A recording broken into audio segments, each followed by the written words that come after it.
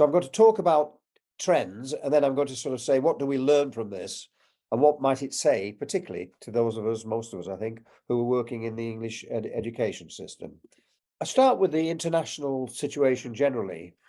In 1990, there was a major conference in Jomtien in Thailand, called by the United Nations organizations to address what they called education for all. And that was because there was seen at that moment a global crisis about education, particularly in the so-called developing countries, or countries of the global south, as they're sometimes called. In other words, countries where the economies are not in very good shape. And at that time, there was a real crisis about all of that. And interestingly, here we are now, whatever it is, decades later, and the crisis still goes on. The current estimate is that something like 260 million children around the world never go in a school, never go in a classroom, never meet a teacher, because where they live, there are no schools and there are no teachers. And I think that's important to remind ourselves that, although we complain about resources, and I certainly do, we have to recognize that we are in one of the richest countries of the world as far as education is concerned, and the facilities and the resources, particularly the human resources that we have, are beyond the imagination of the majority of countries of the world. So clearly, an important point is that there is a moral duty to do best as we can with those resources available, and that theme will keep coming back. What I'm showing on the screen is a photograph that was taken some years ago in Mumbai in India. And it shows a picture of a group of young children and a rather simple building at the back and two women who are standing in the shade. Briefly, the story is that these were part of the 260 million. Where they lived, there was no school, there were no teachers. They live on a big estate, a shanty town, I think we'd call it. They call them favelas in Latin America, quite near to the center of the city, but it stretches for miles and miles of really homemade houses. And these children were not receiving education for all. The story goes that a group of parents, or to be more accurate, a group of mothers, that might be significant, got together and they decided they wanted their children to have an education. They had the help of a local charity. They collected some money, not very much. They collected some materials, very, very simple materials, and they built a classroom. And what the photograph shows is a very simple, I don't know what to describe it as really, a construction made up of cheap metal and so on. Nothing like a classroom in our country, but this was the classroom that the parents or the mothers built. Standing in front of the classroom are lots of very young boys and girls who are going to school for the first day. Some of them look very happy, some of them look unsure, and some of them look quite unhappy, which of course is what happens in any school in any part of the world. Standing in the shelter, in the shade, are two women. One of the women is the chairperson of the committee that built the classroom, and the other woman is a teacher, because what happened was, once there was a classroom, the local authorities provided a teacher. Now, I tell you that story partly for the reason I've already said, to remind ourselves of how fortunate we are and how important it is that we make best use of the resources we have. But the other reason to tell the story is to draw what I think is the most important lesson that I feel I've gathered from so many different experiences, including poorer parts of the world like this. And that is, we can make progress in relation to education for all if we have the will, the collective will to make it happen. Much of what I'm going to talk about is actually people getting together, and I say people in the most general sense, getting together to say, we want all our children to have an education, we want them all to have an effective education, and we're going to work hard to make it happen. So in a sense, that's a key lesson that I've drawn from all of this, and the key message I want to leave you with. So since 1990, there's been a whole series of debates and policy documents as part of this global process. And as Navin said, the Salamanca Statement, which came from about as a result of a conference in 1994, has been extremely influential. It's interesting that that conference, held in the city of Salamanca, 4 years after Education for All took place. It begs a question, really. If you've already decided that the goal is education for all, why do you need another conference? Does it imply, in fact, when we say all, we actually mean nearly all, because there are another group of children who, of course, have to be dealt with separately. And that's the history. That's the history in the developed world and even in the developing world, that as state education has expanded, there's always been some children who've been overlooked, ignored, excluded. And of course, gradually, a parallel system developed, which came to be known as special education. Now, I think the Salamanca Statement has much to remind us about in terms of where we need to be heading. These are two extracts that are often quoted, where it says regular schools, and I take that to mean the schools where the majority of kids go locally, with an inclusive orientation. Interesting use of language. The most effective means of combating discriminatory attitudes, building an inclusive society, and achieving education for all. Now, I think we need to underline that, really. This is not just about schools, it's not just about children, it's not just about education, it's about building inclusive societies. And when I talk to teachers, and I often do, I say to them, what could be more important job than yours?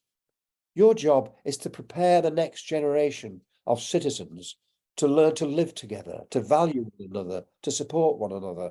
It's the most crucial job in our society. The Salamanca Statement goes on to say that these schools, with an inclusive orientation, provide an effective education for the majority of children and ultimately improve the efficiency and ultimately the cost effectiveness of the entire education system. Now, this is another key message which I'm absolutely committed to, and I'm here to try to brainwash you, but I'm sure you're smart enough to not let me do that. I think this is about creating more effective education systems. I believe that if we go down an inclusive direction, the things that we will need to do, not easy, and they will take time, will improve the quality of education for all children. Now, for many people, I think that's counterintuitive. The idea if you're going to have more children who need more help and support, that will distract from the majority. Now, I'm convinced that this is the way forward. I'm going to argue that this is not a separate issue to the improvement of quality education for all. I'm arguing it's actually at the centre of that issue. In the years that followed Salamanca, the debate continued, and it all came to a head in 2016 with the publication of the 17 Sustainable Development Goals. And pretty well every country of the world signed up to these Sustainable Development Goals. Sustainable Development Goal 4 is about education. And it's been argued in the international debate that education is the key to all the other Sustainable Development Goals. If you want to improve the economy, if you want to strengthen democracy, if you want to strengthen the kind of social fabric of countries, then education, preparing the next generation, is the way forward. Now, what's interesting is when you look at what's said in the Education 2030. Education 2030 was the policy that came out to support developments in terms of Sustainable Goal 4. They say now, educate, inclusion and equity, I'll come back to that in a minute, in and through education is a cornerstone of a transformative education. We therefore commit to address all forms of exclusion and marginalisation and so on. Underline a transformative education agenda, inclusion and equity. I think the introduction of equity into this international debate is very important. It implies for me fairness. I'll come back to that in a moment. And so the people who agreed, the governments that agreed, the vast majority, committed themselves to ensure that no one is left behind. Now, all of this stuff, because I've been involved in it so long, I don't want to overstate it. It's political rhetoric, but those of us who are activists, and I regard myself as that, it's helpful because we can say, this is not just us. This is not just our idea. This is something that's going on globally. So the emphasis is on the transformation of education systems and linking that to the transformation of societies. In 2017, I worked with a group of international experts to develop a framework for developing inclusion and equity in education that could be used to review systems, area systems, national systems, and so on. In the guide, there is a framework that can be used for reviewing, and it has been and is being used in various parts of the world, and certainly I've been involved in various countries in carrying out the review. The group that produced this guide came up with this phrase, which I think is really helpful in terms of getting across to people what this is about. Every learner matters and matters equally. Every learner matters and matters equally. Now, for me, that's a very clear principle and something which, in a sense, I use in all the work I do to try to encourage people to come together and see if we can make progress. So we're talking about the transformation of education systems. I'm picking my words very carefully. So we need to think carefully about what that involves. And of course, there's a lot of research on educational change, on policy development. The dominant approach to this, as seen particularly by government officials, civil servants, and so on, is summed up in this cartoon, which I stole off the internet somewhere. The idea is that policymakers in government develop a policy, in this case for inclusion. It's all printed out. They usually have a budget as well to implement the policy. And then it's fed through a kind of machine, through a mechanical process. And it's delivered at the other end to people in the field, particularly senior people in the education system at the local level and certainly the school level, so that they can take the policy and put it into practice. It's very simple, it's very clear, very rational. The only problem is it doesn't work. It just doesn't work. I've seen attempts so many times, and it just doesn't lead to the kind of changes we're talking about. So we have to learn about the complexity of changing education systems. As I've already hinted at, it's about what people do. It's about what people believe. It's what people work together to achieve. It is therefore a social process. It's therefore very complicated. So what can we say about system level change, that socially complex process? Well, what we have to remind ourselves is that policy is made at all levels at an education system, not least at the classroom level. Teachers are policymakers. When they go in the classroom and close the door, what they choose to do is the policy as far as the children are concerned. They may or may not know about the national policy. They may or may not understand it or even agree with it, but what they do becomes the policy.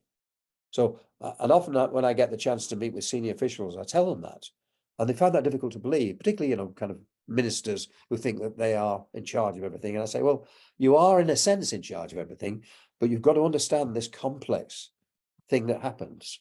And so what we can say is educational change is technically simple, but socially complex. It's not that difficult to say what needs to happen. The challenge is to get everybody to understand it and put it into action. The implication is you have to have clarity of purpose. That's why I love that phrase, education for all. It speaks to everybody who needs to know about it. It's very clear. It's not full of jargon of the sort that people like I tend to introduce at various stages. So clarity of purpose is important. And then when we're thinking about how to move things forward, what we know from a lot of experience and research is that evidence of various kinds, and I'll come back to it in a moment, can be the catalyst for successful change processes. So let's look at some examples. And I want to be cautious here. And I've used the phrase instructive example. I'd learned that many years ago from my dear colleague, Tony Booth. And he said to me, don't set things up as being examples of good practice, because when people start to look close at them, they'll fall apart. And it was his phrase, which I've adopted. Look at some instructive examples. So the examples I'm just going to briefly mention are not set up as being perfect or things that you can just adopt. They're things that make us think. I'll start first of all in Italy, and as you probably know, Italy has appeared to make great progress over the last 25 years in relation to inclusion. In the 1990s, they closed all their special provision and invested in the development in mainstream schools. I remember somebody telling me a story that in one small town, they got the band out and they marched the children from the special school down to the local primary school to celebrate what's going on. So clearly there are many positive things that have happened in Italy. And I was there fairly recently, in fact, talking to colleagues about what had been going on. The closer you look, the more complicated, as yet again. They've invested in lots of teaching assistants. I don't know what they call them, learning support assistants. They even have a separate training program. One person said to me, you can pretty well find one in every classroom. I mean, it sounds a splendid thing to invest human resources into the system. But of course, what we've seen, according to Italian researchers, is that those learning assistants can sometimes be barriers to progress because they're in the classroom under the banner of inclusion, and they're teaching some children individually or in small groups separately, sometimes even in the corridor. So having a policy, having extra resources is clearly a good thing, but it can easily go wrong. There's a similar story being told about Canada, and I'm not sure about this, so I just things I've read really, and as people I've spoken to. Again, Canada has been celebrated as an advanced case in relation to inclusive education, as you probably know, particularly the province of New Brunswick, which is, I'm told, I haven't been there, is a relatively small rural state province. And they have invested in inclusive policies over many years, and it has been promoted.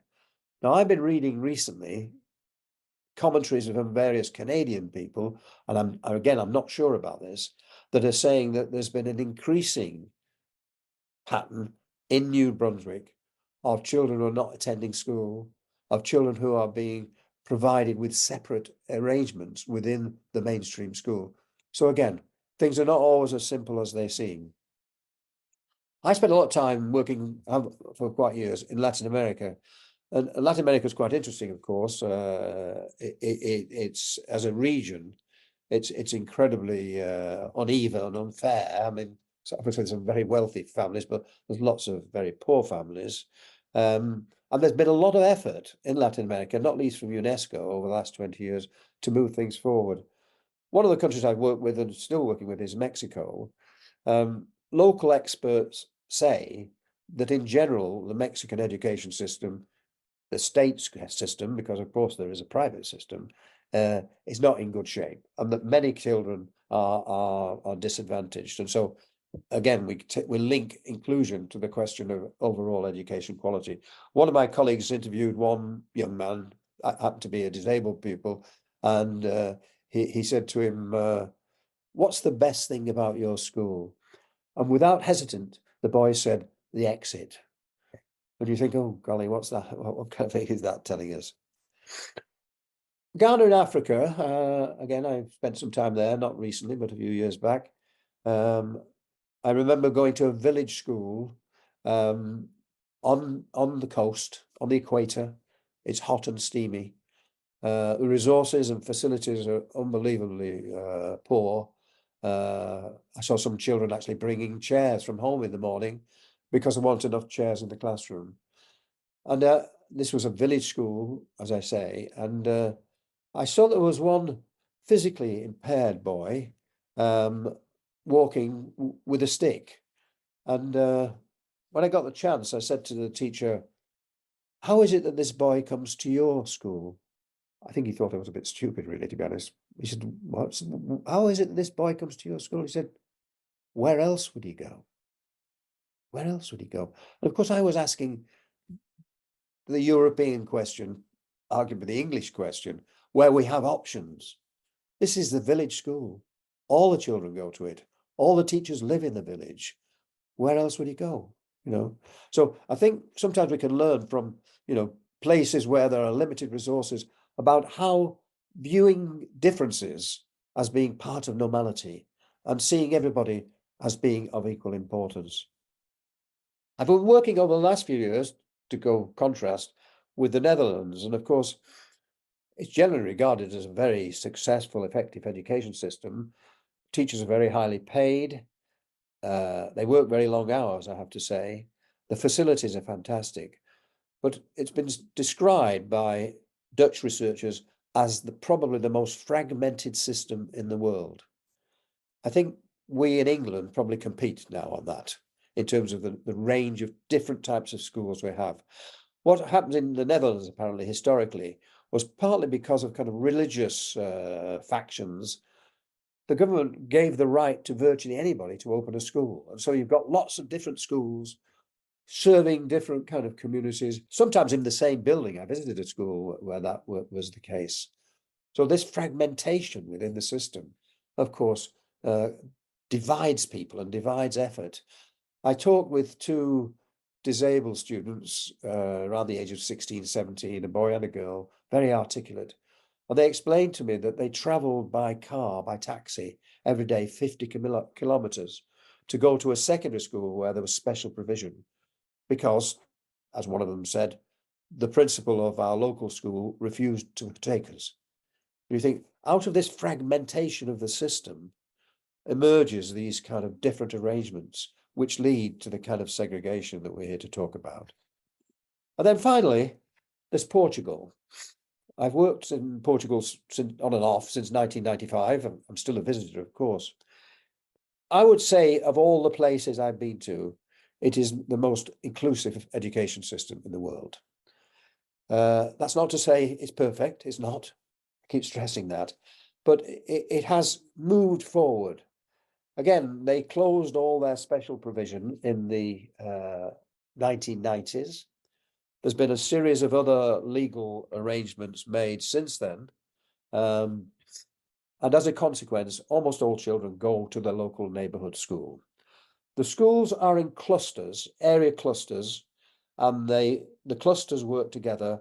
And the expertise that used to be in the special education system is now in the clusters and is there available to support teachers and children.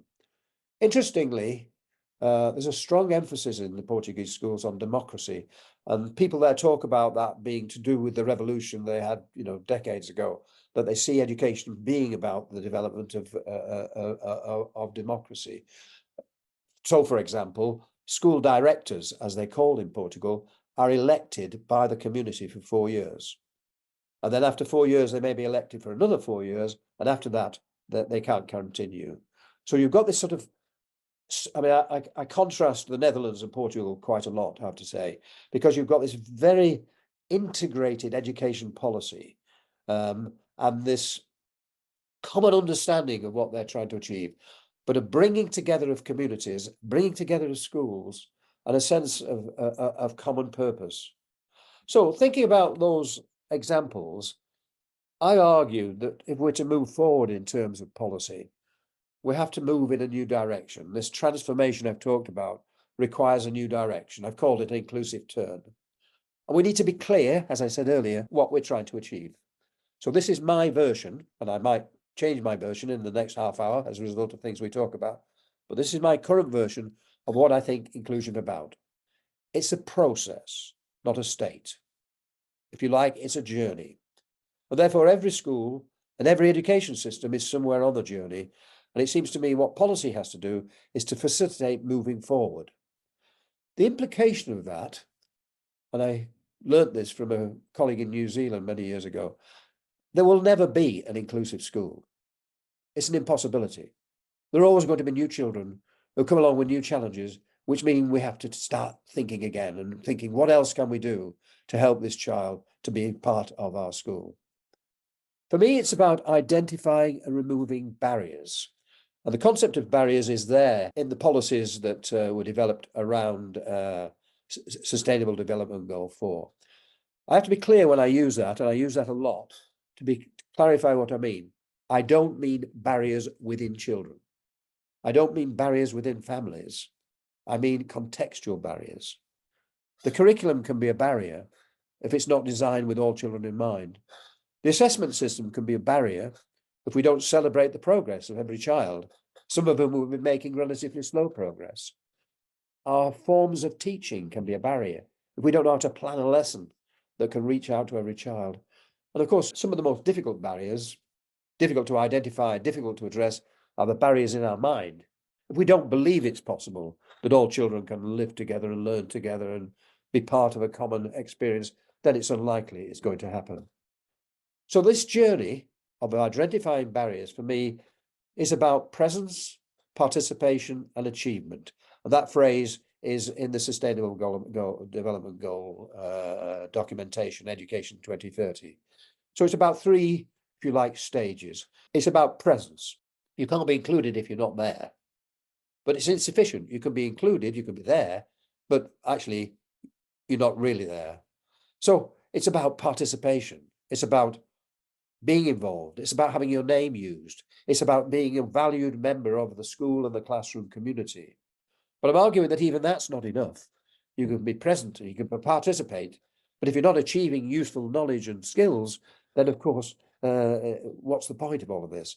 So that's why I'm arguing presence, participation, and achievement indicates this is about educational change, which is committed to quality education for all. So I'm arguing, and I'll come back to it in a moment, this is not a separate project from the overall project of achieving quality within the education system. It's at the heart of it. Now, it's about all students, as far as I'm concerned, but of course, we have a moral duty to keep an eye on those groups who may be at risk. But again, a sort of cautionary note about all of that. The danger of categorization and labeling, some of the groups that we say may be at risk, maybe they're not at risk. And then what about the children who are not in those groups, who are at risk? And what are we going to do about those? I worked with one secondary school, for example, some years ago, and they identified that in their school, there were invisible students. These were students who were there every day, who came to the lessons, who did their own work, but nobody knew who they were. And the students themselves said, when we go to lessons, no teacher ever uses our name. So we have to be thinking carefully, being analytical about who is experiencing barriers. Now, having tracked the developments of inclusive education in various places, I came up some years ago, and I keep using it, toying with it really, this framework for thinking about what are the policy factors that need to be addressed? What are the levers for change? How can we move things forward? Now, implicit in what I've said is the fact that this is about the development of schools, the development of local schools where the majority of children go. So it's about schools learning how to review and develop themselves as the self-improving schools. So I put that at the center of all of that. But then what happens in schools is influenced by wider factors, as we know. And I've tried to indicate what those are. First of all, is the principles that underpin a national policy. Now, I think, frankly, that's missing from the English policy. I remember when the national curriculum was introduced, I don't remember us having a debate about what it's for. So we have a kind of vacuum as to what the purpose of our education system is. Now, for me, the principles that I think we have to work on are the presence, participation, and achievement of all children. So that takes me to the bottom of the diagram, and the diagram doesn't quite work as an explanation, because then it's about evidence. We know from our English experience, probably possibly more than anywhere else in the world, what gets measured gets done. We've tested that almost to destruction. The inspection process made public, the publication of test results, the league tables of tests and examination results. What gets measured gets done. And the error that we've made, I think, for 30 years now, really, we've fallen into a trap. We've learned to value what we can measure and what we can measure relatively easily. And that's what's created a policy context which creates exclusions and marginalizations. So we have to link the principles to the framework for accountability.